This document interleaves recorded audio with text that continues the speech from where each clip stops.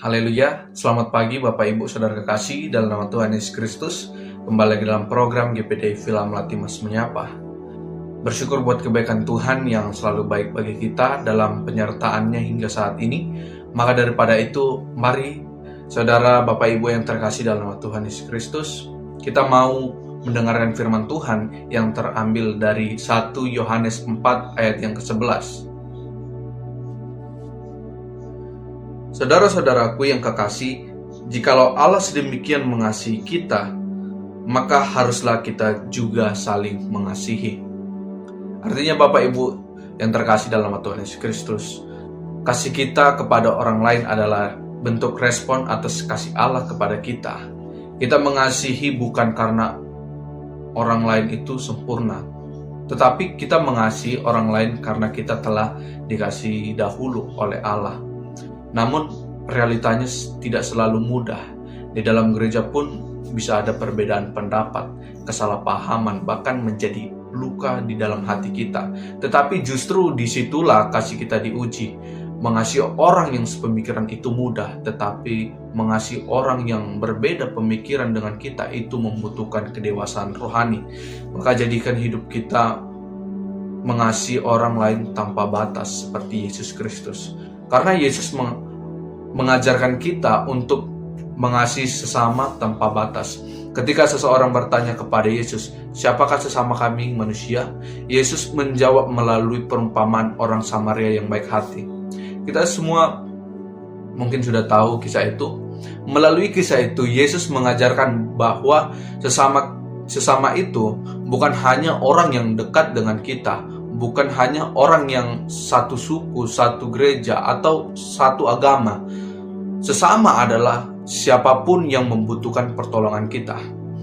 Kasih kepada sesama berarti peka terhadap penderitaan orang lain, tidak memilih-milih siapa yang layak dikasihi, dan mau menolong tanpa pamrih.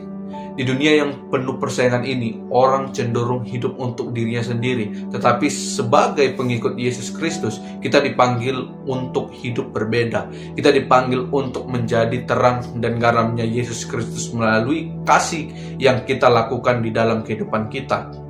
Kasih itu adalah sebuah tindakan, bukan hanya sekedar kata-kata. Banyak orang mudah untuk berkata, "Saya mengasihi," tetapi kasih yang sejati adalah selalu disertai dengan tindakan dan perbuatan. Dalam Yakobus 2 ayat 17 dikatakan bahwa iman tanpa perbuatan adalah mati. Prinsip yang sama juga berlaku kepada kasih. Kasih tanpa tindakan atau perbuatan hanyalah omong kosong belaka. Karena bagaimana kita dapat mengatakan bahwasanya kita mengasihi tetapi nyatanya kita tidak melakukan apa-apa? Jika kita melihat saudara kita kekurangan, kita kasih mendorong kita untuk membantu. Jika kita melihat orang bersedih, kasih mendorong kita untuk menghibur. Jika kita melihat ketidakadilan, kasih mendorong kita untuk peduli. Jadi kasih bukan hanya perasaan hangat yang sementara, tetapi kasih adalah keputusan bagi kita untuk berbuat baik bahkan di dalam ketidaknyamanan sekalipun. Karena sering sekali yang menjadi penghalang bagi kita untuk mengasihi adalah sebuah ego. Seringkali kita ingin orang lain menghargai kita, ingin orang lain mengerti kita, kita ingin diperlakukan dengan baik terlebih dahulu. Tetapi Yesus memberikan teladan dengan merendahkan dirinya, bahkan ia melayani rela hingga dirinya disalibkan di kayu salib. Jadi tidak ada lagi alasan kita untuk tidak mengasihi. Kasih yang sejati selalu bersedia untuk merendahkan diri. Jika setiap kita hari ini belajar untuk lebih cepat meminta maaf, lebih cepat mengampuni, lebih lambat untuk marah, lebih peka terhadap kebutuhan orang lain, maka hubungan kita akan dipulihkan. Dan ketika kasih itu kita aplikasikan di dalam kehidupan kita, dunia ini pun akan melihat Kristus melalui hidup kita. Seperti Rasul Paulus mengatakan bahwa kita adalah surat yang terbuka. Bapak Ibu, saudara yang terkasih dalam nama Tuhan Yesus Kristus, saling mengasihi itu bukanlah sebuah pilihan. Saling mengasihi itu adalah perintah. Perintah yang datang dari Tuhan Yesus melalui firman Tuhan yang kita dengar. Dan perintah itu diberikan bukan untuk membebani kita, tetapi untuk membawa kita kepada hidup yang penuh sukacita dan damai sejahtera. Bayangkan jika setiap kita sungguh-sungguh mempraktikkan, melakukan kasih itu di setiap hari. Kasih, mengasihi di dalam keluarga, mengasihi di tempat kerja, mengasihi di gereja, mengasihi bahkan kepada mereka yang sulit kita kasihi. Dunia mungkin tidak selalu membaca Alkitab, tetapi dunia membaca hidup kita.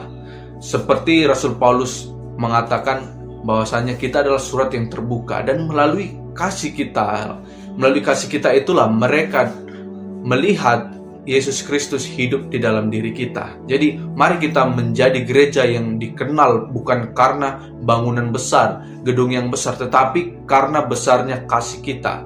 Mari kita menjadi pribadi yang memancarkan kasih Kristus dalam kehidupan kita. Kiranya Tuhan Yesus menolong kita untuk selalu setia saling mengasihi satu sama lain. Ini saja yang menjadi renungan di pagi hari ini bagi kita semua. Kiranya Tuhan Yesus memberkati kita. Kita sama-sama berdoa.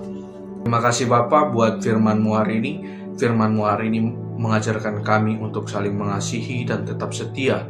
Biarlah Tuhan firman-Mu ini menjadi berkat, menjadi rema dalam kehidupan kami, menjadi pelita bagi kami, memberkati kami semuanya di pagi hari ini, melakukan rutinitas kami. Biarlah Tuhan kiranya Engkau menyertai kami di sepanjang hari ini. Di dalam nama Tuhan Yesus Kristus kami berdoa, mengucap syukur, haleluya, amin.